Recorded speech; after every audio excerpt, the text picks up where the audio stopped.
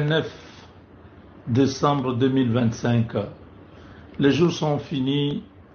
Nous sommes à 2 jours de la fin de 2025, chers amis. Nous avons parlé le long de ce deuxième semestre de l'année le dossier lié au partenariat stratégique avec les Américains. Beaucoup de gens n'ont pas cru que nous allons gagner ces paris parce que ça a été combattu par l'Église catholique, combattu par l'opposition politique congolaise armée et non armée. Ça a été combattu par beaucoup de milieux mafieux qui ne voulaient pas que ce partenariat puisse être une opportunité unique que les Congolais peuvent avoir pour se développer.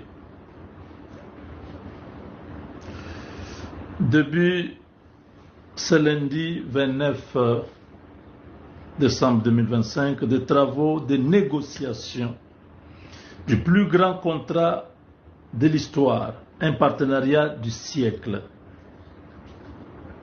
États-Unis d'Amérique, République démocratique du Congo,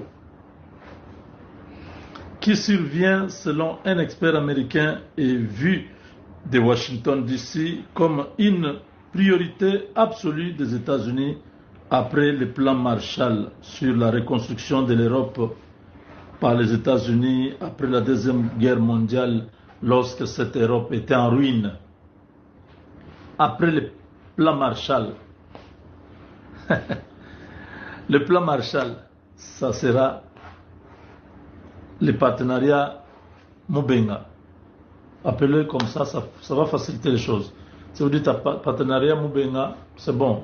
Tout le monde sait que c'est le partenariat stratégique avec les Américains. Donc, contrairement aux faux bruits qui propagent des mauvaises foi, des pseudo-religieux catholiques, des églises coloniales étrangères et des francs-maçons catholiques de la Senko, ECC et tous ces pseudo-opposants congolais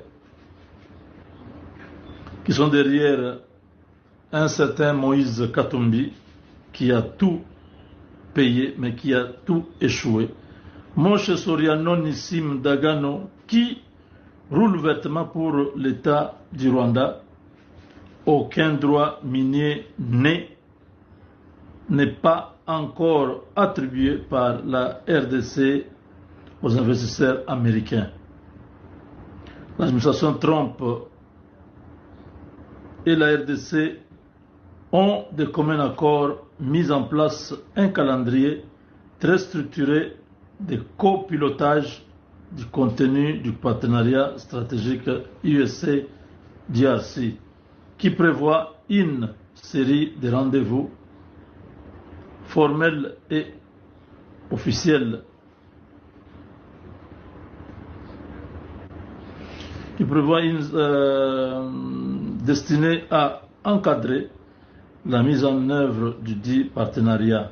C'est ce qui est déjà fait conformément à l'agenda officiel transparent des travaux qui vont aboutir à l'attribution des droits miniers par la République démocratique du Congo aux investisseurs américains en toute transparence et en conformité avec les codes miniers de la RDC. C'est aujourd'hui, vendredi, que les représentants de deux pays viennent d'être officiellement désignés et Kinshasa apprête à transmettre à partir du mois de janvier 2026 la liste de ces projets stratégiques. Donc,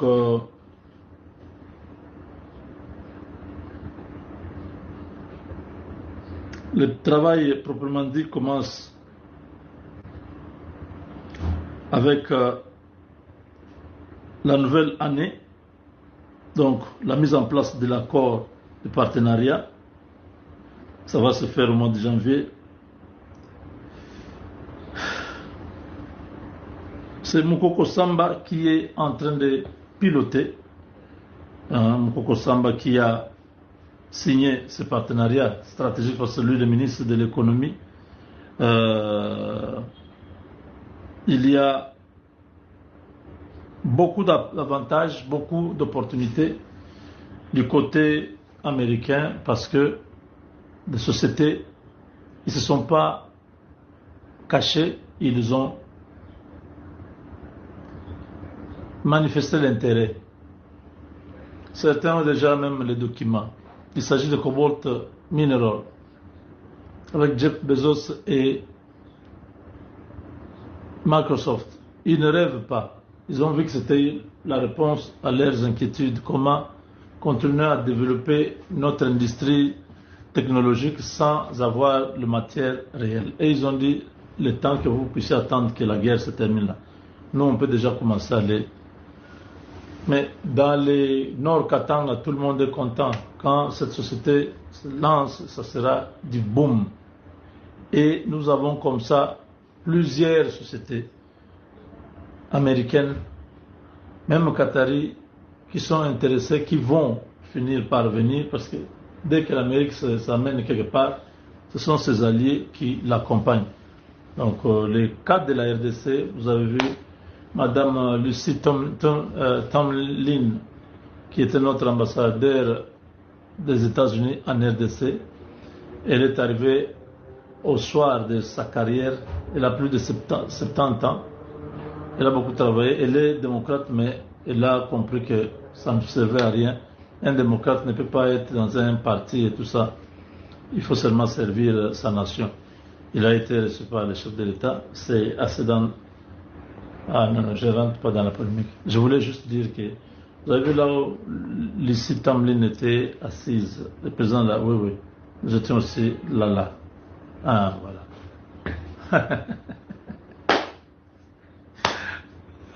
La photo. Photo!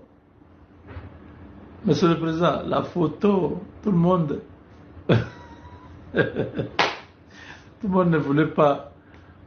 Tout le monde, je ne parle pas de mes frères congolais, je parle de cette armée numérique du Rwanda qui ne veut pas voir cette photo. Ils disent, aïe, celui-ci encore. Avec tu sais que non, c'est fini. Oh, on va pas. Maintenant là, on a intensifié, ça va être chaud. Vous n'avez pas encore fait de montage, allez couper beaucoup de vidéos. Mais quand on va prendre la vidéo là, on met dans les moteurs de recherche.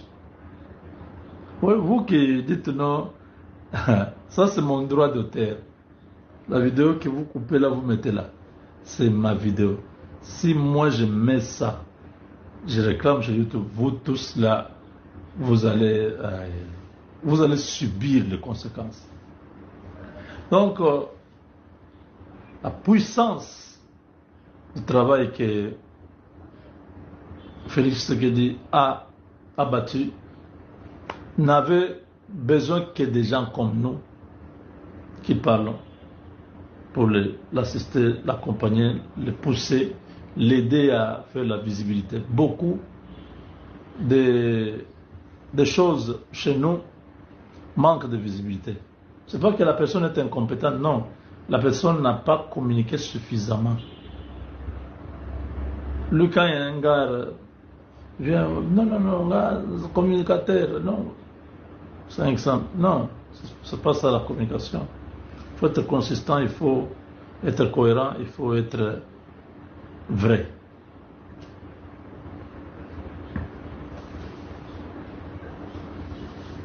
Vous comprenez?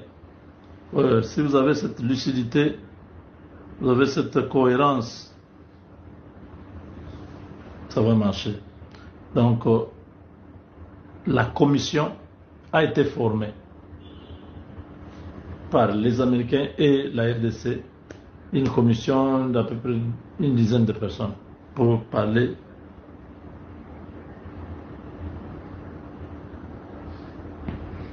Donc, ils vont terminer ce travail-là au début du mois de janvier et les entreprises vont commencer maintenant à fréquenter les pays les plus beaux, les pays les plus riches de la planète, le Congo.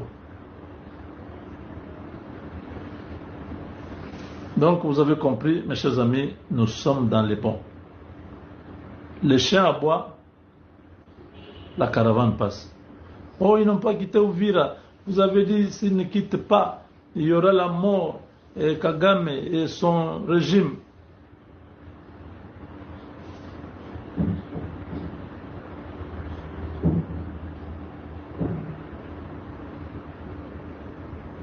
Donc, nous avons un esprit un peu plus libre. Nous voyons comment les choses se passent.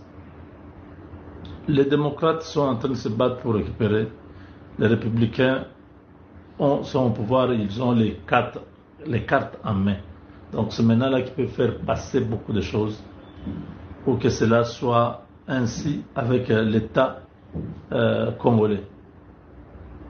Mais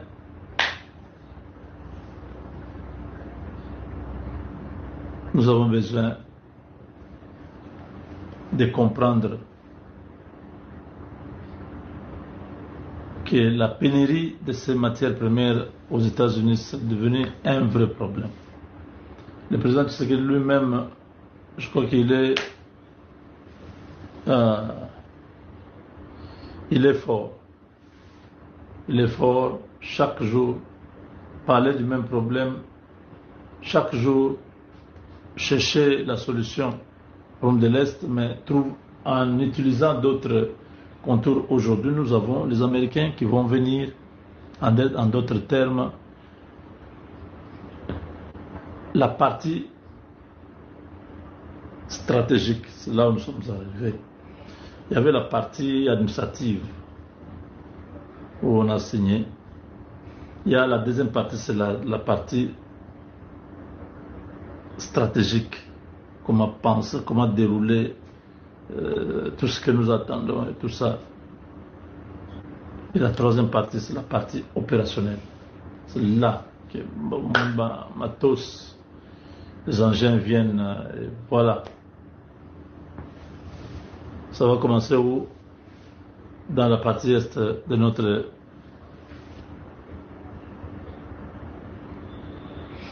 donc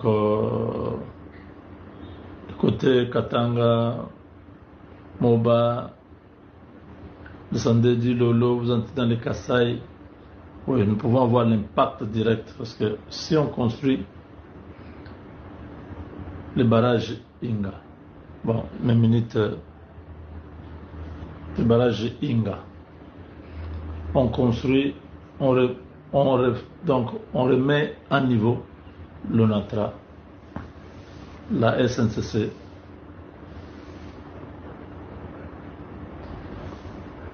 Donc, nous allons faire en sorte que le développement parte à un rythme très accéléré. Il n'y a pas de route, il faut construire une route. Il n'y a pas de sources de revenus stables, non. Non. On utilise peut-être Inga et tout ça. Il peut proposer autre chose, pas on le fait. Vous avez la réponse. Donc, le pragmatisme fait que quelqu'un devienne un peu plus intelligent que toi. Quand toi, tu es en train de rêver là, lui a déjà fait ça. Il faut vraiment ouvrir les yeux, Congolais, beau Fungolamiso, au Téléma. Nous avons une grande responsabilité, c'est les partenariats stratégiques avec les Américains. Chaque année,